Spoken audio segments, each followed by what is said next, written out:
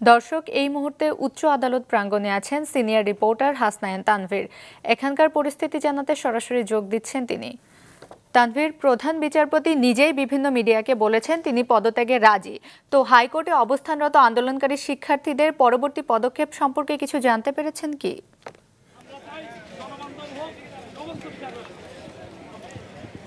সুমাইয়া, এই বৈষম্য বিরোধী ছাত্র আন্দোলনের যে যারা নেতা কর্মীরা যারা এই হাইকোর্টে অবস্থান নিয়েছিলেন, তারা এই মুহূর্তে কিন্তু আমার এই ডান পাশেই ছিল, তারা কিন্তু এখান থেকে সরে গিয়েছেন।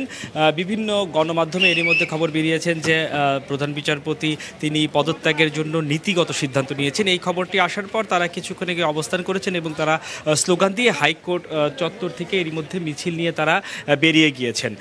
তবে তারা যেটি বলছেন যে শুধু প্রধান বিচারপতি না, আপিল বিভাগের আরও 7 জন বিচারপতির মোট তারা পদত্যাগ চাইছেন এবং সেই পদত্যাগ বাস্তবায়ন না হওয়া পর্যন্ত তারা কিন্তু ঘরে ফিরে যাবেন না, তারা রাজপথেই থাকবেন, তারা এমনটি জানিয়েছেন। তারা মিছিলটি নিয়ে যেটি ঘোষণা দিয়েছেন, হাইকোর্টের গেটে যে শিক্ষা অধিকার চত্বর, সেই অধিকার চত্বরে তারা অবস্থান নেবেন এবং যখন এই প্রধান বিচারপতি পদত্যাগ করবেন, ফাইনালি পদত্যাগ করবেন, এখন শুধু ঘোষণা দিয়েছেন যখন তিনি পদত্যাগপত্র জমা দিবেন রেওয়াজ অনুযায়ী রাষ্ট্রপতির কাছে তার পদত্যাগপত্র জমা দেওয়ার কথা, তিনি জমা দিবেন এবং জমা দেওয়ার পরেই তারা চূড়ান্তভাবে তারা হয়তো আজকের মতো যে তাদের কর্মসূচি সেটি থেকে তারা ফিরে যাবেন। তারা বলছেন যে তারা এখনও রাজপথেই আছেন, তারা এই বিচারপতির পদত্যাগ পর্যন্ত তারা অপেক্ষা করবেন। আর এই হাইকোর্টে যখন শিক্ষার্থীর অবস্থান নেয়, এই হাইকোর্টের নিরাপত্তার জন্য কিন্তু সেনাবাহিনীর সদস্যরা তারা এখানে এসেছেন এবং তারা এখনও অবস্থান করছেন। তারা শিক্ষার্থীদের বলেছেন যে তাদের যে আন্দোলন কিংবা তাদের দাবির সাথে তারা আছেন, তারা যেন কোনো বিশৃঙ্খলা না করে